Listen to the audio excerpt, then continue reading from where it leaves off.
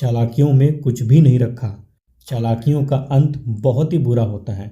आइए इस बात को हम एक कबूतर और एक कौवे की कहानी के माध्यम से सुनते हैं। एक समय की बात है। एक घना जंगल था जहाँ तरह तरह के पक्षी रहते थे। इस जंगल में हर प्रकार के पेड़ पौधे और झरने भी थे जो इन पक्षियों के लिए एक आदर्श का स्थान था। पक्षी यहाँ खुशी खुशी रहते और अपने दिन को हंसते गाते बिताते थे। उनमें से दो पक्षी बहुत ही अलग थे, कबूतर और कौवा। दोनों की प्रकृति एकदम अलग थी। कबूतर शांत, दयालु और ईमानदार था, जबकि कौवा चालाक और थोड़ा स्वार्थी था। एक दिन कौवे के मन में आया कि कबूतर से चालाकी करके कुछ लाभ उठाया जाए। वो कबूतर के पास गया और बोला, कबूतर भाई, हम दोनों जंगल में अलग अलग अपना जीवन बिताते हैं। क्यों ना हम मिलकर एक साथ रहें और एक दूसरे की मदद करें। मैं तुम्हारे लिए खाना ढूंढने में मदद करूंगा और तुम मेरे लिए दाना लाया करना।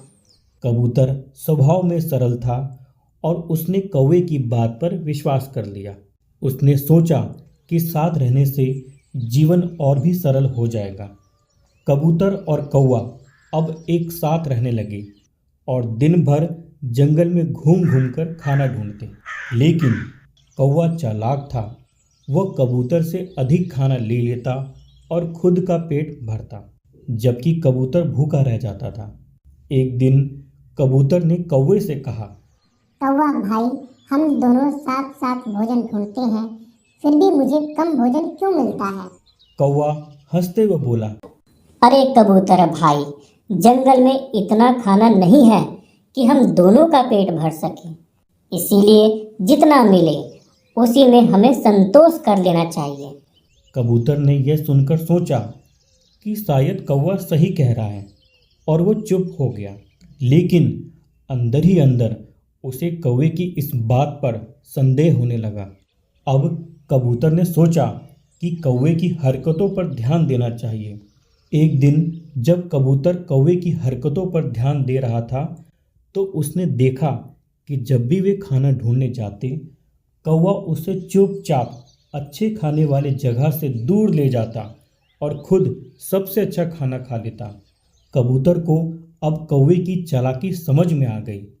वह यह देखकर बहुत दुखी हुआ, लेकिन उसने अब ठान लिया कि वह कौवे को सबक जरूर सिखाएगा। अगले ही दिन कबूतर ने एक योजना बनाई। वह कौवे के पास गया और बोला, कौवा भाई, मैंने सुना है कि जंगल के दूसरे छोर पर एक बड़ा पेड़ है जहाँ बहुत सारा खाना है। क्यों न हम वहाँ जाएं और खूब पेट भरकर खाना खाएं। कौवा यह सुनकर खुश हो गया और तुरंत तैयार भी हो गया। अब दोनों साथ में उस पेड़ की ओर उड़ चले।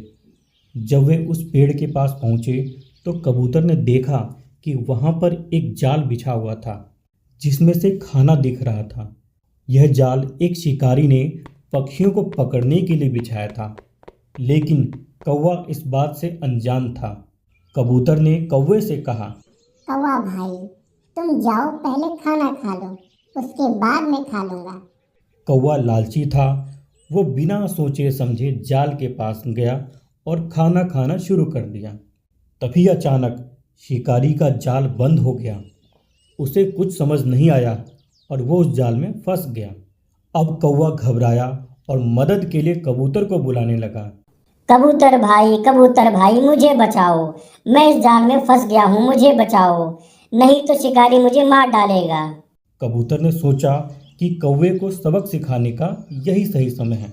कबूतर ने कौवे से कहा, कौवा भाई, जब तुम मुझे कम खाना देते थे और खुद ज़्यादा खाते थे, तब मैंने तो कभी कुछ नहीं कहा, लेकिन अब तुम्हें समझ में आ गया होगा कि स्वार्थ और चालाकी से कुछ भी हासिल नहीं होता। कौवा बहुत पछताया और कबूतर से माफ़ी मांगने लगा। उसने कबूतर से वादा किया कि अब वो कभी किसी के साथ चालाकी नहीं करेगा और सबके साथ ईमानदारी से पेश आएगा। कबूतर ने उसकी माफ़ी को स्वीकार किया और अपनी चोंच से जाल काटकर कौवे को बाहर निकाल दिया। कौवा अब समझ चुका था कि ईमानदारी और मित्रता में ही असली सुख है। कौवे ने अब कबूतर को धन्यवाद दिया और वादा भी किया कि अब दोनों जंगल में साथ मिलकर फिर से खुशी खुशी रहेंगे। इस घटना के बाद कौवा और कबूतर और भी अच्छे दोस्त बन गए और दोनों ने हमेशा एक दूसरे की मदद की। इस तरह से पूरे जंगल में उनका नाम ईमानदारी और मित्रता की मिसाल के रूप में लिया जाने लगा।